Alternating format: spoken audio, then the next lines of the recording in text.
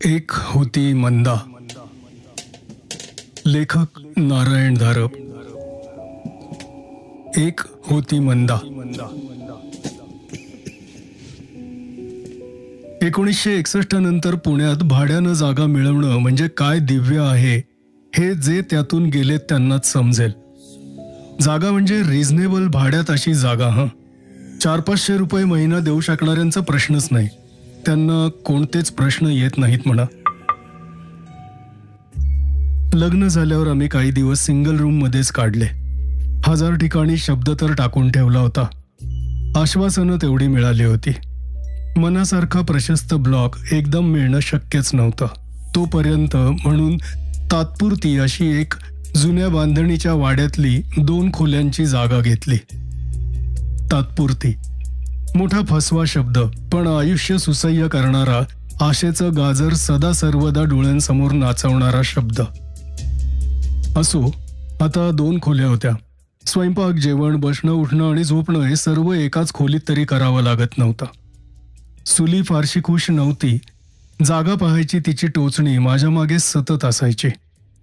मला तर वाटतं अशा असमाधानी बायकाच पुरुषांना महत्वाकांक्षी बनवतात. आता राघोबांचंच पहा ना. राघोबांना इतिहासाच्या पृष्ठातच राहू दे. मला सांगायची ती गोष्ट वेगळी आहे. अर्थात तीही माझ्यासमोर प्रत्यक्ष घडलेली नाही. सुलीच्या लहानपणी घडलेली आहे. आश्चर्य म्हणजे ती त्या क्षणापर्यंत ते सर्व पार विसरून गेली होती. कदाचित आमच्या जागेला माळा नसता तर ती ते अजूनही विसरलेलीच राहिली असती. या शब्दप्रयोगात काहीतरी चूक वाटतंय, पण मला काय म्हणायचंय हे ध्यानात आलं असेलच. तेव्हा आमच्या खोल्यांवरचा माळा, त्या जागेचं तर एक भूषणच होतं. माळा ही संस्थाच आता नामशेष होत आली आहे. जुनं पुणं वाहून गेलं, त्याचबरोबर बरेचसे माळेही वाहून गेले. नव्या बांधकामात माळ्याला जागाच नाही. त्याची आवश्यकता आहे की नाही हा भाग वेगळा. आडगळ दृष्टीआड करायला मोठी सोयीची जागा, आणि कधी काळी काही शोधण्यासाठी उलथापालथ केली तर विस्मृतीत गडप झालेल्या अनेक आठवणी जाग्या व्हायच्या. आमच्या खोल्यांना भूषवणारा माळा 25x10 तरी होता. पूर्वेला एक लहानशी खिडकी होती. सकाळच्या वेळी पिवळं ऊन आत यायचं तेव्हा ती एखाद्या उतरत्या छपराची साधी खोलीच वाटे. पण संध्याकाळ झाली, सूर्य पश्चिमेकडे कलला की मग ती खिडकी अंधारून जायची. वरचा प्रकाश पाझरून जायचा आणि मग त्या जागेला एक रहस्यमय रूप यायचं. खरं म्हणजे ती एक निर्जीव दगड, माती, लाकूड, विटा, कौलांची निर्जीव रचना होती. पण काही आकारच मनाची पकड घेणारे असतात. सुलीची या माळ्याबद्दलची प्रतिक्रिया तटस्थाची होती. तिला तो फारसा आकर्षक वाटत नव्हता. खरं म्हणजे ती माझ्यासारखी फारशी वरही गेली नव्हती. वरचा जिना स्वयंपाकघरातूनच होता. ज्या काही वस्तू वर टाकायच्या असतील त्या ती जिन्याच्या 4-5 पायऱ्या चढून तिथूनच वर सरकवत असे. वर जी काय मांडामांड केली असेल ती मीच. संध्याकाळची वेळ होती. मी नुकताच परत आलो होतो.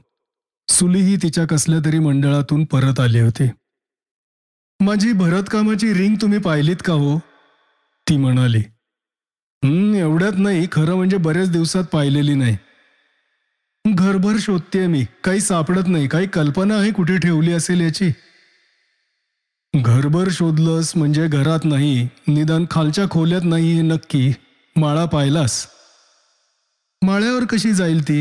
रोजच्या वापरातली वस्तू ती. यावर अर्थात टीका अशक्य होती.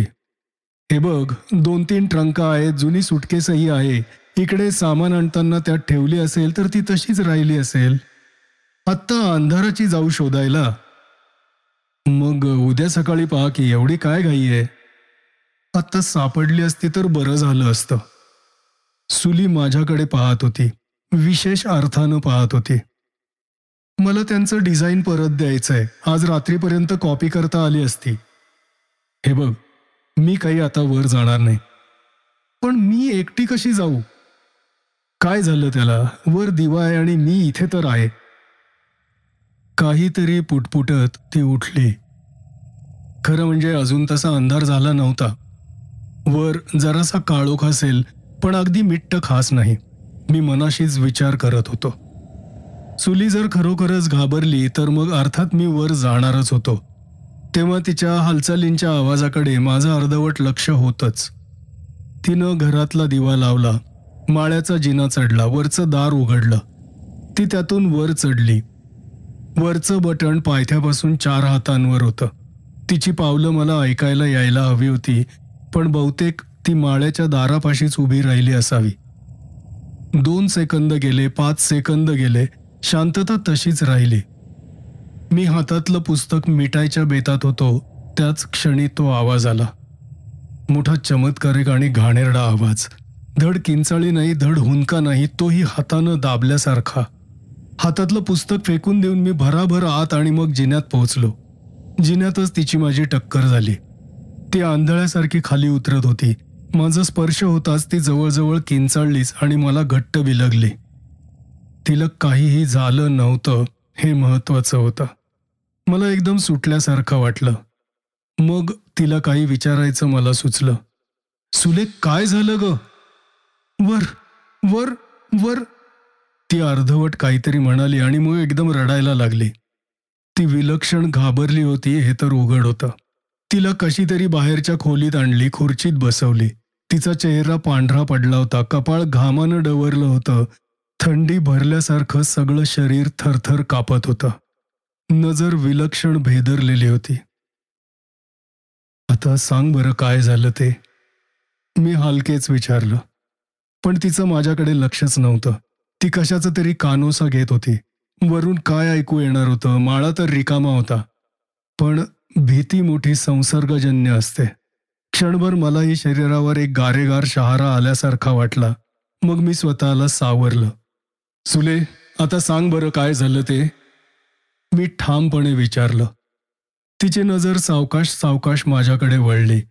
डोळ्यातली भीतीची भरती हळूहळू ओसरली. चेहऱ्यावर रंग आला. शरीराचा थरकाप थांबला. तिनं एक खूप मोठा उसासा सोडला. वर काही झालं नाही, पण पण पण काय? मला काहीतरी दिसलं. ठीक आहे, पण काय ते तर सांगशील की नाही? बोलायला म्हणून तिनं तोंड उघडलं खरं, पण एकदम तिला ती आठवण असह्य झाली आणि एक शहारा देऊन तिनं तोंड घट्ट मिटून घेतलं. तिच्यावर रागवण्यात काही अर्थ नव्हता. मला स्वतःलाच माळ्याला एक भेट द्यायला हवी होती. पण मी उठताच ती एकदम म्हणाली, थांबा, तुम्ही कुठे निघालात? माळ्यावर जाऊन येतो. नको नको, तिथे तिथे. हे बघ, मी काही भलतंच साहस करत नाही. टॉर्च घेऊन जातो. आधी जिन्यावरूनच पाहतो आणि मगच वर जातो. ऐकलंस? तू अशीच बसून राहा, नाहीतर माझ्याबरोबर चल. ती सूचना करताच सुली एकदम अंग आवळून घेऊन गप्प बसली. टॉर्च घेऊन मी वर निघालो. तिच्या अतिरेकी प्रतिक्रियेनं माझ्यावरही थोडासा परिणाम झालाच होता. पण माळ्यावर इतकं भिववण्यासारखं काही असेल यावर माझा काही केल्या विश्वास बसत नव्हता. जिन्यापाशी मी जरा थांबलो, हे खरंय. मग वर गेलो. वरच्या गुडूप अंधारात टॉर्चचा प्रकाश सर्वत्र फिरवला. मला काहीही दिसलं नाही. मग वर जाऊन दिवा लावला. टॉर्चच्या साहाय्यानं सांदी कोपरे तपासले. अडगळीच्या सामानाशिवाय वर काहीही नव्हतं आणि नसणार अशी माझी खात्रीच होती. मी परत खालच्या खोलीत आलो तेव्हा सुली दाराकडे नजरच लावून बसली होती. तिच्या जवळच्या खुर्चीत बसत मी म्हणालो, वर काहीही नाही. हवं तर तू आत्ताही पाहू शकतेस. माळा रिकामा आहे. आता सांग, तुला काय दिसलं? मला वर मंदा दिसली, खुर्चीवर बसलेली. सुली अडखळत अडखळत बोलली आणि रडायला लागली. मला तर एकाही अक्षराचा बोध झाला नाही. ही मंदा कोण? समजा कोणी असली, अगदी खुर्चीत बसलेली असली, तरी त्यात एवढं भिण्यासारखं काय होतं? मी तिला पुन्हा पुन्हा विचारत होतो आणि ती खाली मान घालून नाही नाही अशी मान हलवत होती. जरा वेळानं तिनं चेहरा वर केला. ओढलेला, अश्रूंनी माखलेला चेहरा. तुम्हाला कळत कसं नाही हो? ही मंदा आमच्या शाळेत होती, माझ्या वर्गात होती आणि ती मरण पावली होती शाळेतच. मीच तिला प्रथम पाहिली. . पुन्हा एकदा सुली हमसून रडायला लागली. तिचं सर्वच सांगणं इतकं विलक्षण होतं की मी हतबुद्ध होऊन पाहतच राहिलो. ही मंदा जर इतक्या पूर्वी वारली असेल तर तर सुलीला जे दिसलं ते त्या मंदाचं भूत होतं. मला काही दिसलं नाही याला महत्व नव्हतं, पण सुलीला दिसलं होतं. ती भेदरणार नाही तर काय करेल? यातलं का आणि कसं याचा शोध मागून घ्यायचा होता. आत्ताच्या क्षणी सुलीला धीर देऊन जरा भानावर आणणं जास्त महत्वाचं होतं. आणि तिच्या मनात खोलवर बसलेला हा सल काढून टाकायला हवा होता. त्या अनुभवाची पुनरुक्ती झाली की तो सैल होईल आणि नकळत निघून जाईल. तिला शांत करून मी तिच्याकडून ते सर्व वदवून घेतलं. जवळजवळ तिच्याच शब्दात ते खाली देतोय. काही भाग अवांतर वाटेल, पण ती एकदा बोलायला लागली ती घडाघडा बोलतच राहिली. कोणताही अनुभव हा स्वतंत्र अलिप्त असा नसतो. त्याची सूक्ष्म मुळं खोलवर इतरत्र गुंतलेली असतात. त्यांचे परस्पर संबंध आपल्यालाही माहीत नाहीत. तेव्हा मग ही सुलीची हकीकत. मला चांगलं समजायला लागेपर्यंत आम्ही दहीगावलाच होतो. सुली सांगायला लागली. त्यावेळी गाव आडबाजूला होतं. स्टेशन गावापासून 5 मैलांवर. एसटी गावापर्यंत पोहोचली नव्हती. गाडीच्या वेळा गैरसोयीच्या. पण लोक सगळं काही निमूटपणे शोषित होते. सरकारी अधिकाऱ्यांचा वचक होता आणि शिवाय लोक अल्पसंतोषी होते. माझे वडील तर काय मामलेदार. त्यांचा रुबाब तर काही वेगळाच होता. आम्हाला गावात सर्वच बाबतीत अग्रहक्क होता. आता परिस्थिती बदलली असं बाबा लिहितात, पण त्यावेळी गोष्ट वेगळी होती. गाव पडीक होतं. ऐतिहासिक माहिती समजण्याचं ते वय नव्हतं. पण मोठे मोठे वाडे ओस पडलेले आम्हाला दिसतच होते. अशाच एका 3 चौकी दुमजली वाड्यात आम्ही राहत होतो. वीज नव्हतीच, म्हणजे अजूनही आली नसावी. बाबांच्या दिवाणखान्यात गॅस बत्ती असायची. माझघरात ओसरीवर पडवीवर स्वयंपाकघरात मोठमोठे कंदील असायचे. बाकी बोळातून जिन्यापासच्या कोनाड्यातून पणत्या नाहीतर चिमण्या असायच्या.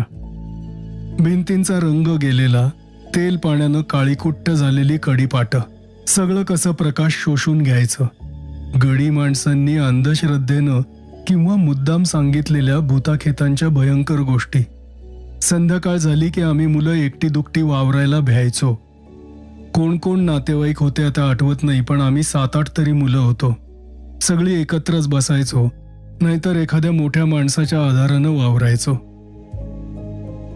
आता आठवणच झालीये तर किती प्रसंग, किती ठिकाणं, किती माणसं ओळीनं डोळ्यांसमोर उभी राहतात.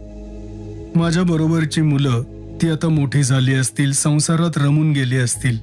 एकमेकांना एकमेकांची आठवण सुद्धा येत नसेल. फक्त एक सोडून, मंदा. मंदा आमच्यापेक्षा वेगळी होती. केवळ कपड्या लत्त्यातच नाही, तर तिला घरात मिळणाऱ्या वागणुकीत सुद्धा फरक होता. ती माझ्या नात्यातलीच असली पाहिजे, पण एकतर ती पोरकी तरी असेल किंवा आईबापांनी गरिबीपोटी श्रीमंत नातेवाईकाकडे आश्रित म्हणूनही पाठवली असेल. हे सर्व आता मनात येतं. त्यावेळी जगाची काय ओळख असणार. मंदा आमच्यापेक्षा जरा मोठी असावी. आम्ही झगे वापरत होतो तेव्हाच ती साडीत असायची, किंवा घरातलीच कोणाची तरी जुनेरी तिला वापरावी लागत असतील. तेही मला आता आठवत नाही. आम्हीही वेळप्रसंगी तिला चिडवायचो, पण तिला खेळायलाही बोलवायचो. फक्त ती फारशी आमच्यात आलेली मला आठवत नाही. सदान कदा कसल्या तरी कामात असायची. आता मला समजतं की मंदाला घरातली मोठी माणसं लहान मुलगी म्हणून वागवतच नसत. अन्नापोटी लाभणारी एक गुलाम एवढीच तिला किंमत होती. वयाच्या मानानं मंदालाही खूपच समज असली पाहिजे, कारण ती कधी रागावलेली चिडलेली मला आठवत नाही. हेही खरं की तिला फारशी हसतानाही मी कधी पाहिलं नाही. तिचा चेहरा नेहमी गंभीर असायचा. तशी कधी प्रत्यक्ष रडलेलीही दिसली नाही. दिसली असती तरी आम्हाला काय त्याचं. मुलांच्या जगात सर्वच भावना क्षणिक असतात. आमच्यापैकीही कोणी ना कोणीतरी रोज काहीतरी कारणावरून मार खातच होतं. शिस्त लावणारीच माणसं इतकी होती की पावलागणिक कोणाची तरी मर्जी खप्पा व्हायचीच. पण आम्ही आणि मंदा यांच्या पातळीतला फरकच तेव्हा मला उमगला नव्हता. तो आता उमगतो.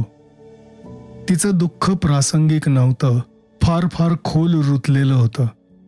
काही दुखलं खुपलं, काही मारहाण झाली, काही अन्याय झाला तर आम्हाला सर्वांना कुशीत शिरायला आई होती. पाठीमागे लपायला वडील होते. मंदाला कोण होतं? ती कोणाजवळ गाऱ्हाणं सांगणार, कोणापाशी दाद मागणार?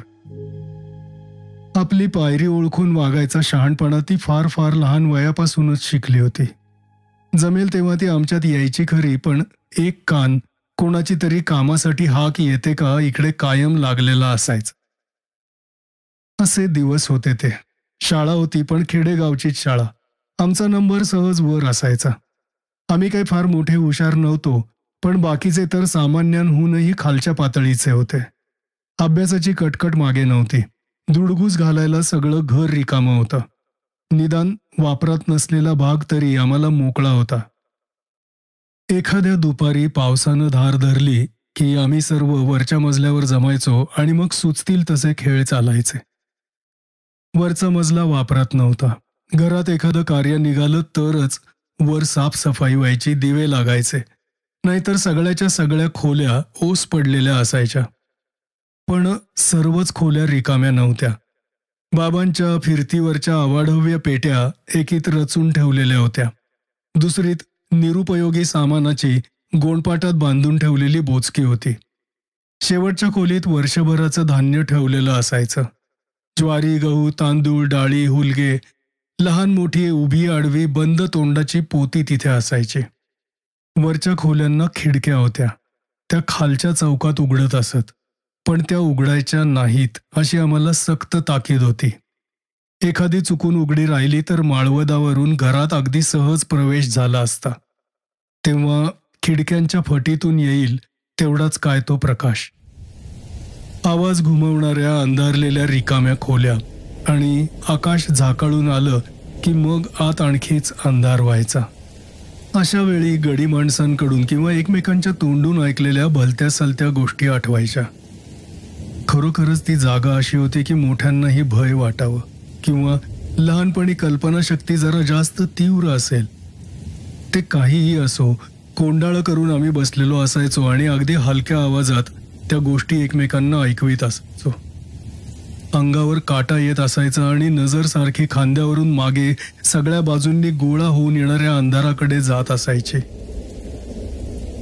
विष्णू काका अर्ध्या मुर्ध्या वयाचा होता. 20च्या आसपासचा असेल. माझा खरा काका नाहीच, पण त्याला ते नाव पडलं होतं खरं. मोठ्यांच्यात तो फार लहान पडायचा आणि आमच्या मुलांच्यात तो फार मोठा पडायचा. शिक्षण कुठेतरी अर्धवटच सोडून देऊन घरी बसून राहिलेला. बाबांची किरकोळ कामं करायचा. निरोप पोचव, सामान आण असली.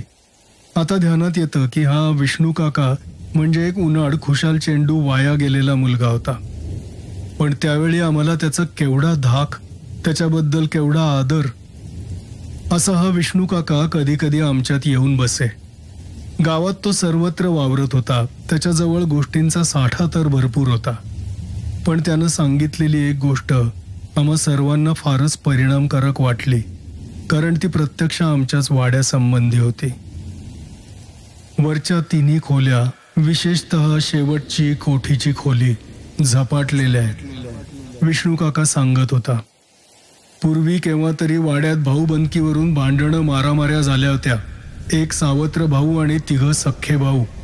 तिघांनी मिळून त्यांच्या सावत्र भावाला बेदम चोपला होता. अगदी मरे तो मारला होता. तो शेवटी त्यांच्या तावडीतून कसा तरी सुटून वर आला होता आणि कोठीच्या खोलीत दार लावून घेऊन बसला होता. 3 भाऊ वर आले नाहीत आणि त्यांनी इतरांनाही कोणाला वर येऊ दिलं नाही. सावत्र भाऊ तसाच जखमी अवस्थेत पडून होता आणि शेवटी मरण पावला. पुढे प्रत्यक्षात काय झालं कोणाला माहीत, पण तेव्हापासून वरच्या तिन्ही खोल्या त्या सावत्र भावाच्या भूतानं झपाटलेल्या आहेत.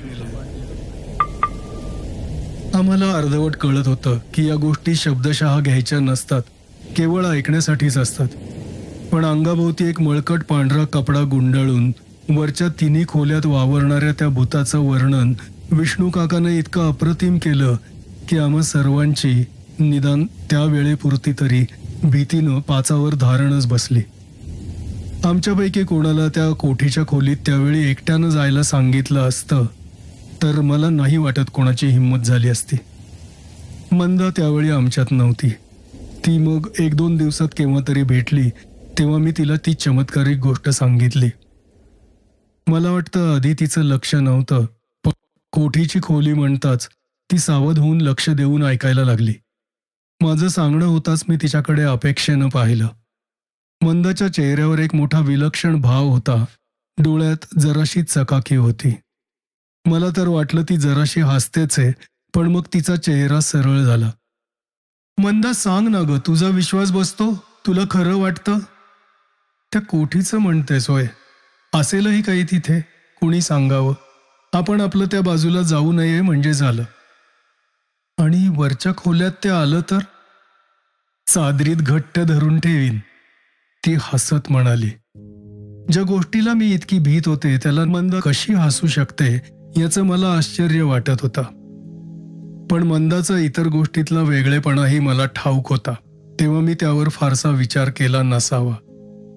कोठीच्या खोलीची भीती 1-2 दिवस टिकली, ती कमी झाली नाही पण मागे ढकलली गेली.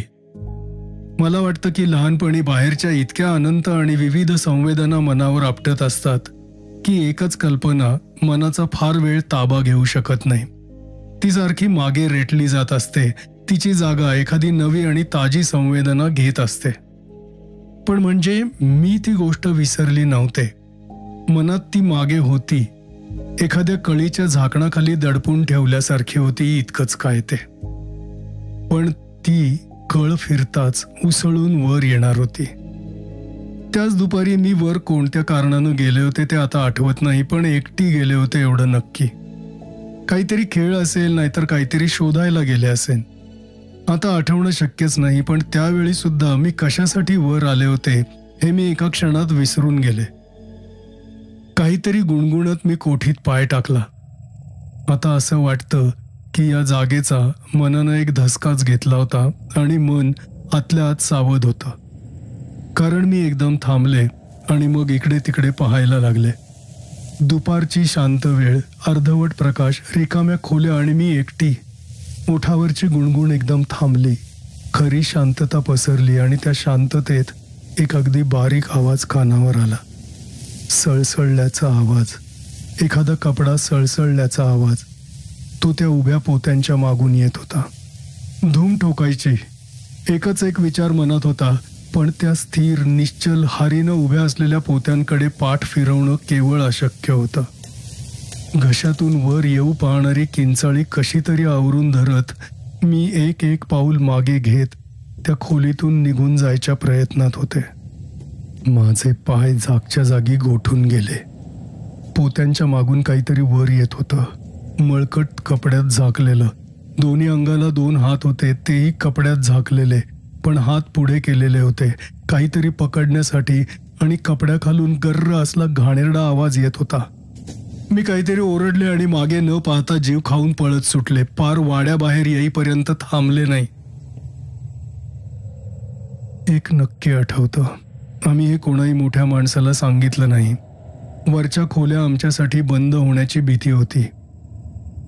आम्ही गप्पही बसलो नाही. इतके जण असल्यावर धीर होता. सगळे मिळून परत वर गेलो. हातात हात घालून दाटीनं चाललो होतो. कोणालाच पुढे जायला नको होतं, तसंच पाऊलभर मागे राहायलाही नको होतं. अगदी शेवटी तर सर्वांचे श्वास रोखले गेले असले पाहिजेत. दबकत दबकत आम्ही कोठीपाशी गेलो. आत वाकून पाहिलं आणि मग सगळे मिळून मोठ्यानं ओरडलो, कोण आहे आत? मला खात्री आहे की आतून अगदी फट्ट आवाज आला असता तरी आम्ही सर्वच्या सर्व वाड्याबाहेरच्या दारापर्यंत धावत गेलो असतो. पण आवाज आला नाही. वेळ जात चालला तशी आमची भीड चेपली. आम्ही आत गेलो. मग शेवटी पोत्यामागे पाहिलं. भीतीचं कारणच नव्हतं. पोत्यामागे काही नव्हतं. फाटक्या चिंधीचा तुकडा सुद्धा नव्हता. पण माझी कोणी थट्टा केली नाही, मला चिडवलंही नाही. मानापमानाच्या कल्पना आम्हाला माहीत नव्हत्या. त्यापेक्षाही जास्त आता नसले तरी पुन्हा इथे केव्हा तरी काहीतरी येईल यावर आमचा आंधळा विश्वास होता. मंदाच्या कानावर ही हकीकत गेली की नाही कोणास ठाऊक. सर्व दिवस धावपळीतच जायचा. कालच्या गोष्टी ध्यानात ठेवायला वेळ होता तरी कोणाला. पण मला वाटतं माझ्या मनात कसली तरी रुखरुख राहिली असली पाहिजे. कारण काम असो वा नसो, वेळी अवेळी मी त्या कोठीच्या खोलीपर्यंत जाऊन येत असे. पण आत मात्र नाही. आणि एका दुपारी मला मंदाच त्या खोलीतून घाईघाईनं बाहेर येताना दिसले. मला पाहताच ती एकदम चपापली. कधी नव्हे ती भीती तिच्या चेहऱ्यावर दिसली. तिचे कपडे केस विस्कटलेले दिसत होते. माझा निष्कर्ष अगदी स्वाभाविकच होता. मंदा, अगं मंदा, त्या खोलीत कशाला गेली होतीस? ती अगदी गोंधळल्यासारखी झाली होती. अगं मी एकदा गेले होते ना, त्या पोत्यामागे काहीतरी आलं होतं बघ, पांढरं मळकट काहीतरी लांब लांब हातांचं. बरं झालं बाई, चल खाली. मला पुढे बोलूही न देता ती मला जवळजवळ ओढतच खाली घेऊन आली. हे 1-2 प्रसंग आठवणीत अगदी ठळक आहेत. त्यानंतर मंदा संबंधी आठवतं ते जरा विचित्रच आहे. त्यावेळी माझ्या बालमनाला त्याचा अर्थ समजला नव्हता, पण आता समजतो. बिचारी मंदा. घरात संताप धुमसत होता. मोठ्यांचे डोळे संतापानं लाल झाले होते आणि या सर्वांच्या मुळाशी मंदा होती.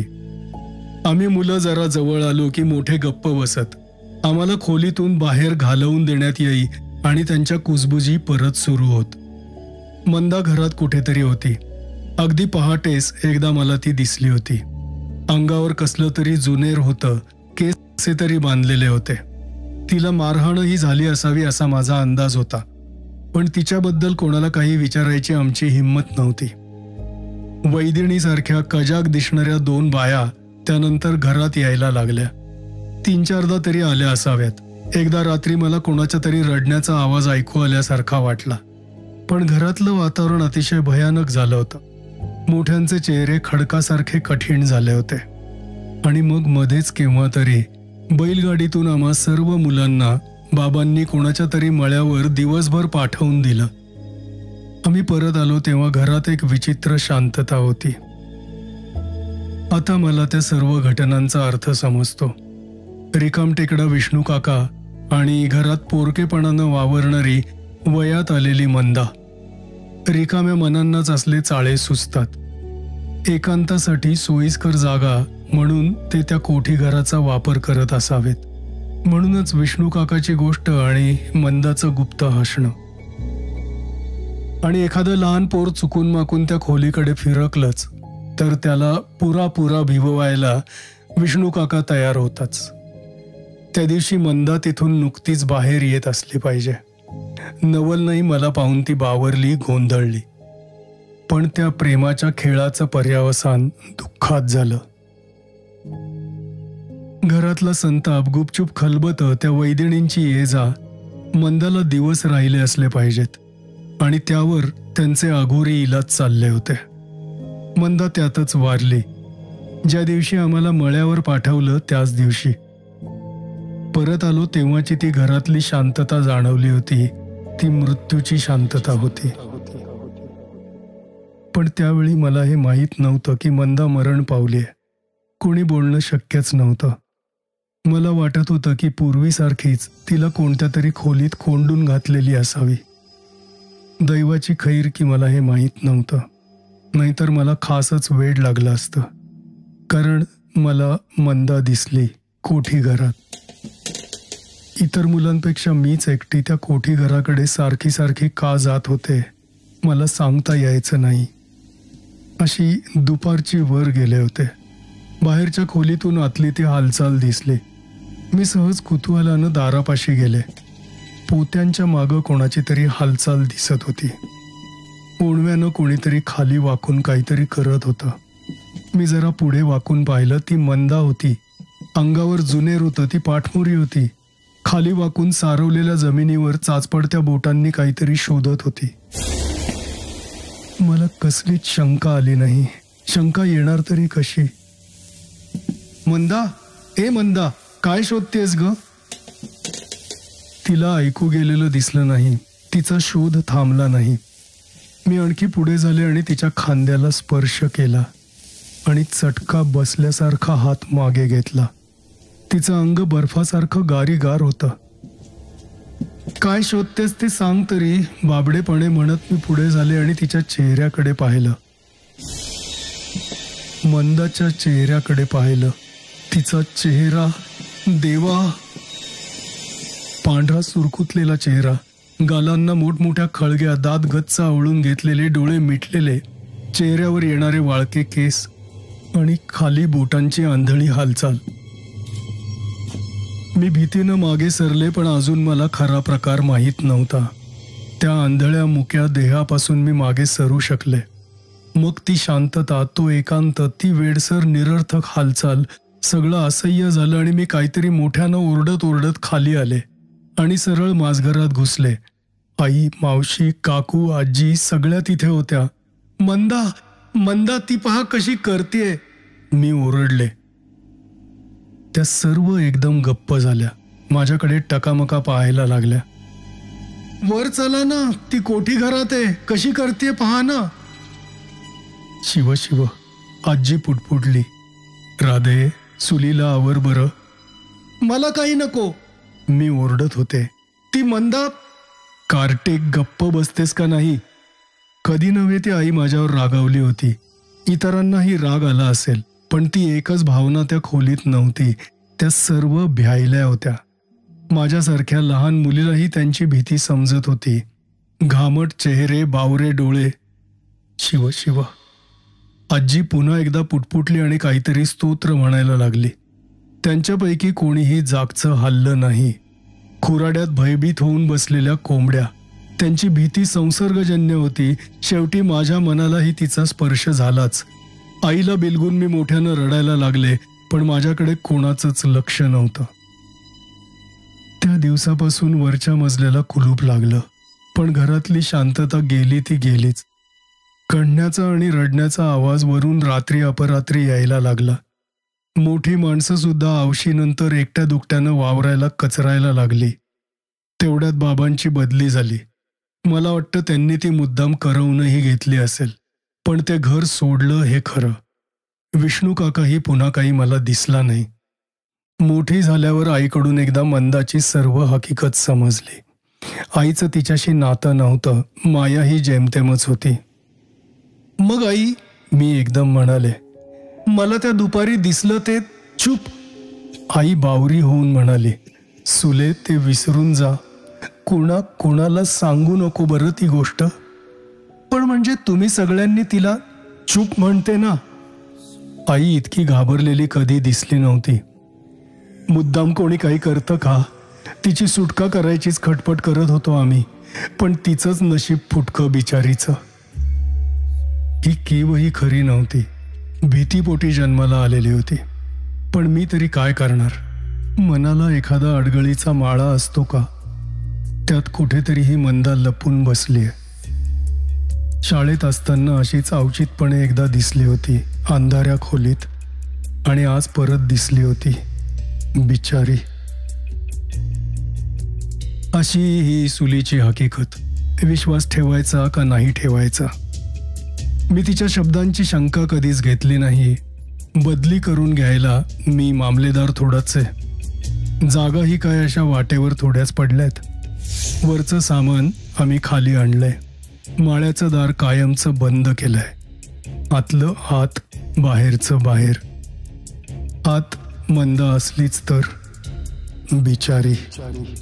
यापेक्षा जास्त काय म्हणणार? मित्रांनो, या वर्षातली ही शेवटची कथा आपल्याला कशी वाटली हे मला कॉमेंटमध्ये जरूर लिहा. या वर्षामध्ये आपणा सर्वांचं अफाट प्रेम मिळालंय आणि ते पुढेही मिळत राहील. अशा आशादायक नोटवरती आपण हे वर्ष संपवूयात आणि 2025च्या येत्या वर्षाच्या माझ्या सर्व सबस्क्रायबर्सना अतिशय मनापासून हार्दिक शुभेच्छा. पुन्हा नवीन कथा घेऊन नव्या दमानी पुढच्या वर्षाचं स्वागत करूयात. संपर्कात रहा.